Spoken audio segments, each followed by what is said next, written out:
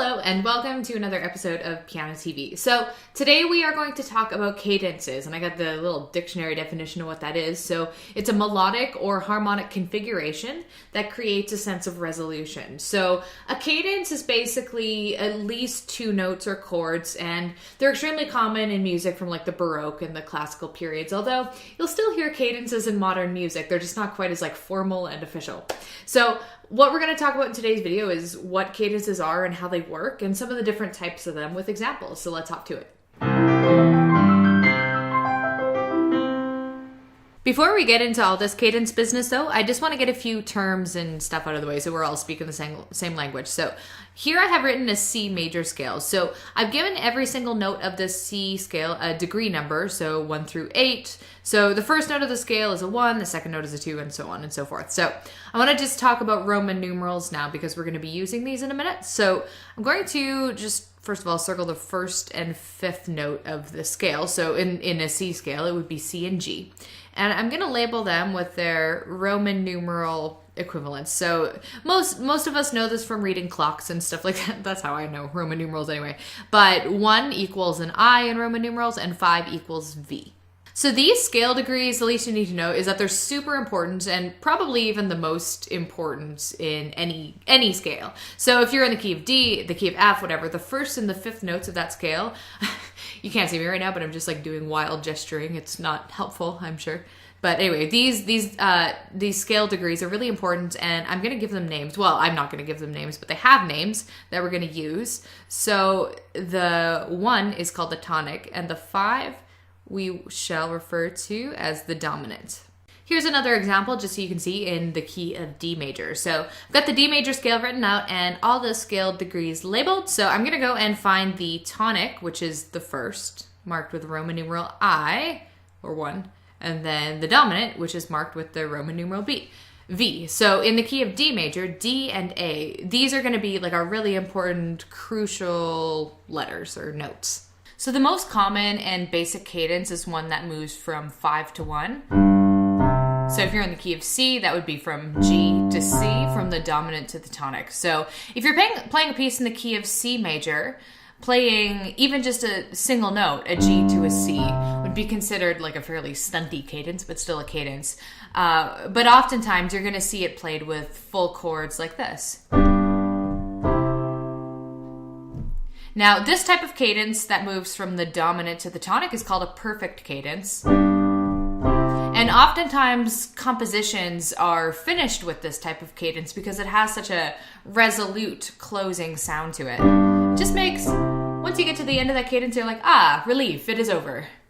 A common variation on this perfect cadence is adding the 7 to the dominant chord. So a G chord is G, B, and D. To make it a G7, we add that 7th note, 1, 2, 3, 4, 5, 6, 7. So it might be, instead of just going from the dominant to the tonic, you might move from the dominant 7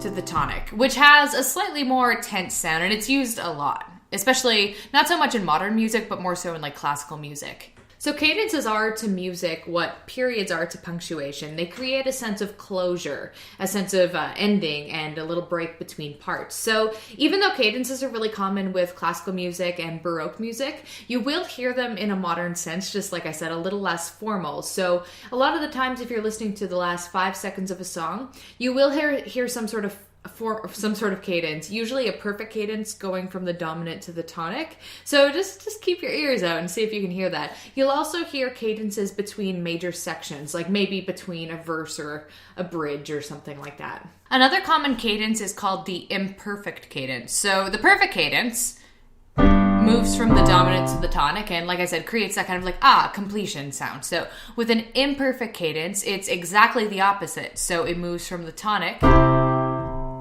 to the dominant, which creates a sense of incompleteness and just kind of leaves you wanting more. So for a famous example, you've probably heard the Ode to Joy tune.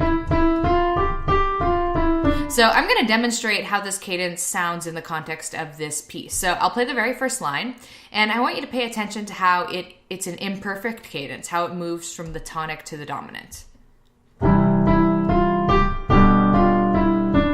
Here we go. And another example with the exact same line, I'm going to show the difference in sound between moving from the tonic to the dominant to moving to the dominant 7, which adds more tension. So here we go.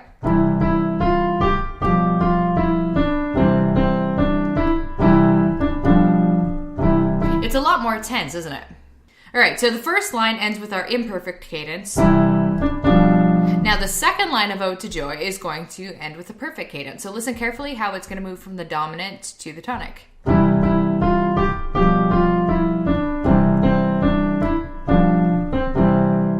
And then we feel relaxed after hearing that second line. It feels like the sentence is over.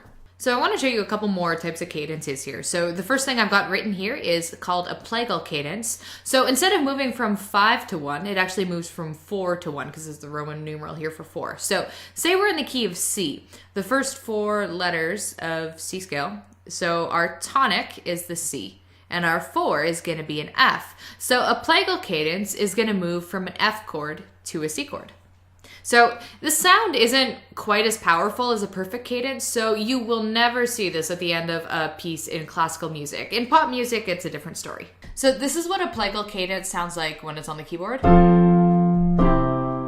It's nicknamed the Amen cadence just because if you've ever been in church and you've sang the word Amen, it's usually to the tune of a plagal cadence. So Amen, kind of like that. So a really popular example that you'll probably be familiar with of a plagal cadence can be found in the song Yesterday by the Beatles. So in the line, I believe in yesterday, kind of like in the chorus, just listen to the last 2 chords I play.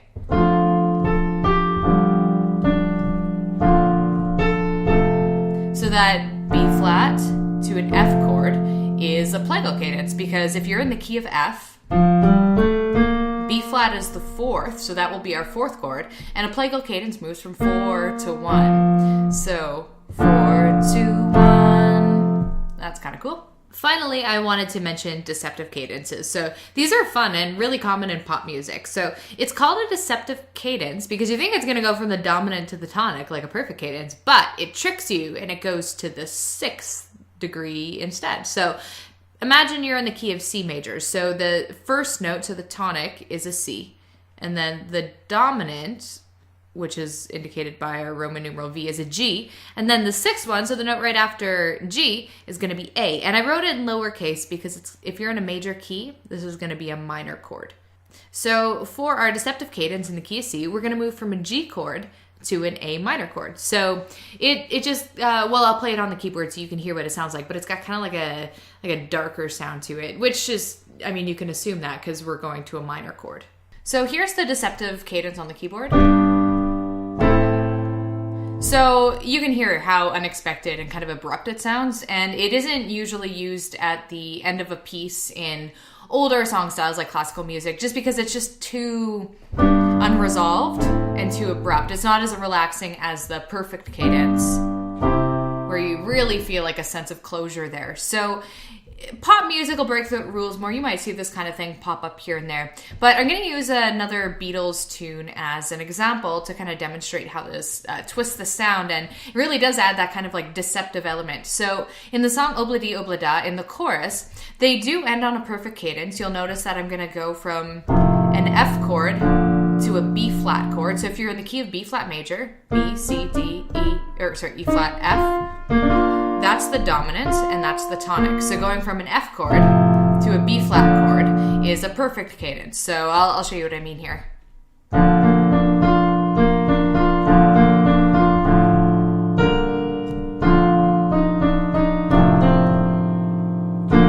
So you can kind of hear I did a little hesitation with that perfect cadence, but they do that a few times in the song, and later on they switch it into a deceptive cadence, which we're really not expecting because they've already set it up a few times with that perfect cadence. So let's see what happens here.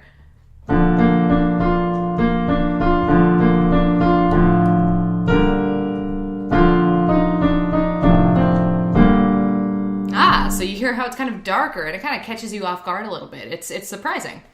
And this is why composers will use things like deceptive cadences. And that is all for today's video on cadences. It was just kind of like a quick walkthrough and tour through some of the most common cadences. So now next time you see them in your music, you'll know how to pinpoint it, or at least know what it is and what its musical function is. To keep in touch, you can visit pianotv.net and subscribe to this channel.